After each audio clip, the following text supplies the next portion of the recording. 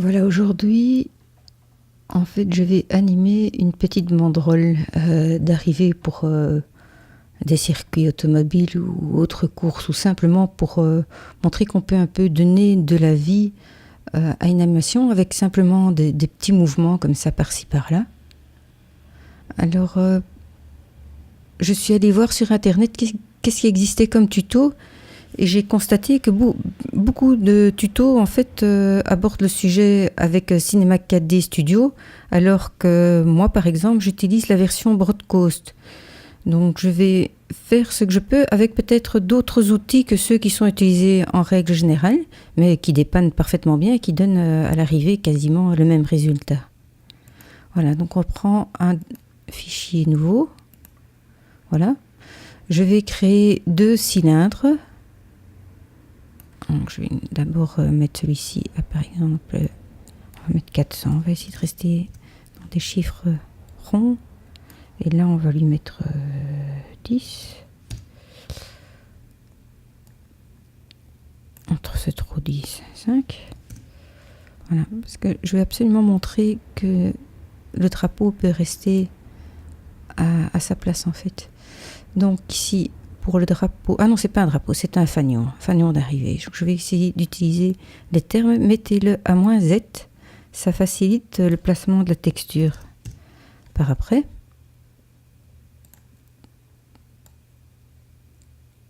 Il sera un petit peu haut par rapport aux voitures qui doivent passer après. On peut changer ça comme on veut. Si on veut déjà le changer maintenant, voilà, 900, on met 150.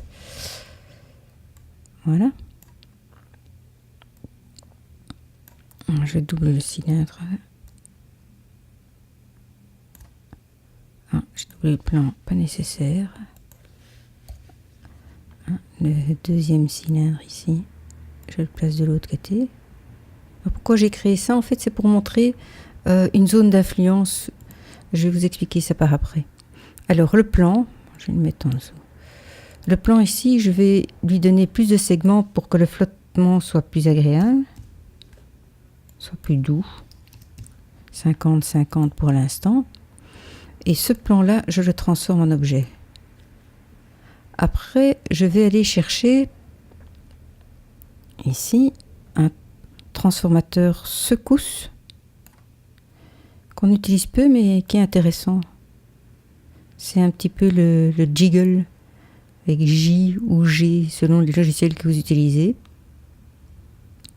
Donc on fait fonctionner tout pour l'instant, il n'y a encore rien qui se passe.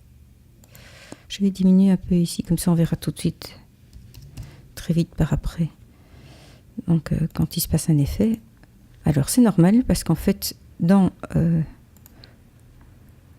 l'objet secousse, on n'a pas encore mis les forces qui vont activer cette secousse. Donc on va dans simuler, particules, et là, à partir de maintenant, on peut glisser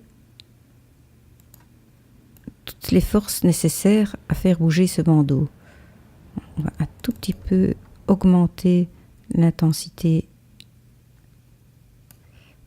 et les chaînes. Voilà. Ici, on voit, je vais me rapprocher un petit peu. Ça bouge. Ça bouge. C'est pas encore tout à fait convaincant. On va augmenter un petit peu l'intensité. Encore un peu. Voilà, ça ressemble plus à une banderole. Mais bon, elle gigote dans tous les sens et ce n'est pas du tout adapté au projet que je vais faire puisque nous avons 2 poteaux qui retiennent cette banderole. Donc je vais créer une zone d'influence sur ce plan. On fait sélectionner. Caisse. Voilà, sélectionner. Il faut donc activer ici les points. Définir une zone d'influence. Et lorsque l'on double-clique ici sur l'icône zone d'influence, on a le curseur qui se transforme en pinceau. Donc l'intensité du pinceau, on va la diminuer. On va faire ajouter et on va ajouter les zones où on veut que ça bouge le plus. Donc le centre est toujours celui qui probablement va le plus bouger. Vous pouvez laisser des espaces sans, des espaces avec, ça c'est comme vous voulez.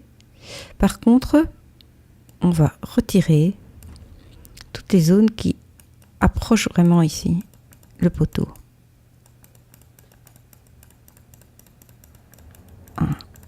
Voilà. Quand on fait rejouer, vous voyez, ici,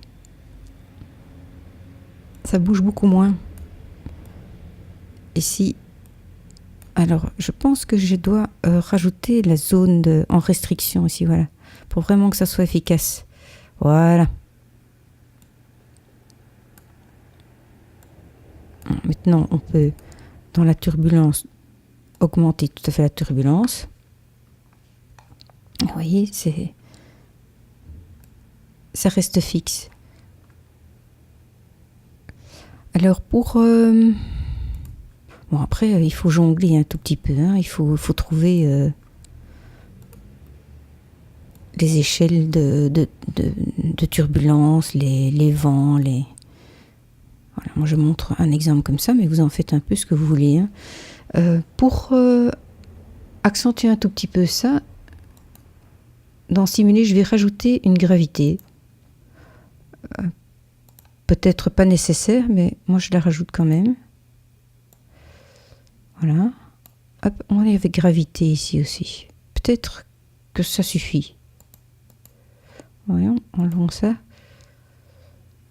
Et voir. Oh là, d'accord, peut-être aller en négatif. Ah, c'est peut-être plus joli comme ça, tiens. J'ai peut-être même pas besoin de mettre la gravité ici. Oh, allez, on va l'enlever. Voilà, après, sur la turbulence, je trouve qu'elle reste encore fort statique. Donc d'abord, je vais allonger mon projet. On va mettre, je sais pas, 300, pour bien voir. Moi, je trouve que bon, on a plusieurs possibilités dans l'onglet turbulence. On a infini, on a alors le cylindre ou capsule. Capsule, c'est sympa aussi.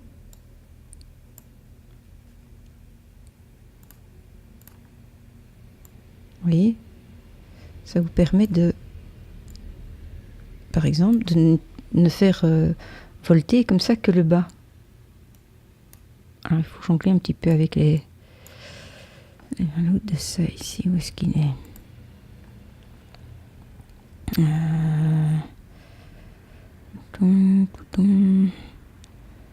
Fall off, je ne le trouve pas.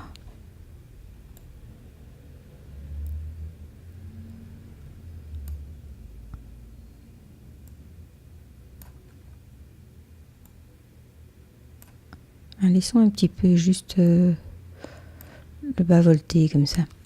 Et sur cette turbulence, moi j'utilise un petit outil parfois. Dans Cinéma 4D propriétés, là, tout en dessous, il y a l'outil vibration. Dans l'outil vibration, vous mettez un changement de position. C'est peut-être un peu trop rapide, donc en fréquence, je mets 0,5 par exemple. Vous voyez, c'est beaucoup plus doux. Et alors, on décide que le vent va voyager un petit peu. Ça permet sur un long moment de ne pas avoir cette impression que le vent est toujours placé enfin, c'est un mouvement trop régulier. Donc même un tout petit peu ici la rotation. En fait, on s'en fout un petit peu. Le tout, c'est de ne pas avoir cette impression. Alors 0,1. Vraiment, on va diminuer la rapidité de ces mouvements pour que ça soit plus joli. Mais ça va permettre d'avoir des mouvements comme ça, un petit peu par-ci, un petit peu par-là. C'est pas plus vilain, ça. Même plus encore. On a pulsation régulière. Alors ça, c'est hyper rapide. Non, je préférerais mon ancienne. Voilà. Donc pour vos projets, on peut même mettre une texture si c'est plus efficace. On va mettre une petite texture ici avec couleur plus dans les tons gris.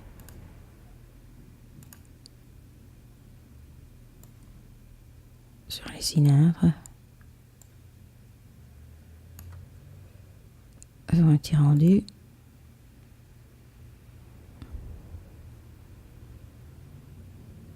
Donc si vous avez un mouvement après une animation avec un mouvement, c'est vrai que peut-être que le vent se verra plus vite. Alors je pense que mon fellow ici est un petit peu, voilà, un petit peu placé loin. Donc ce que je vais faire, je vais le mettre peut-être plus au départ.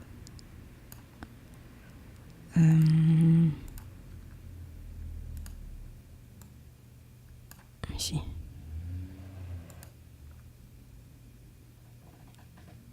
Vous voyez, c'est doux. C'est soft, c'est facile à utiliser. Ça donne du mouvement à vos objets dans une scène, très discrètement, comme ça, par-ci, par-là, une petite feuille sur un trottoir, tout ce qui peut avoir un petit effet comme ça sur le vent, sans spécialement avoir du vent, mais qui donne une réalité concrète à vos travaux. Donc voilà, donc la texture, ça vous la faites vous-même, hein. Vous prenez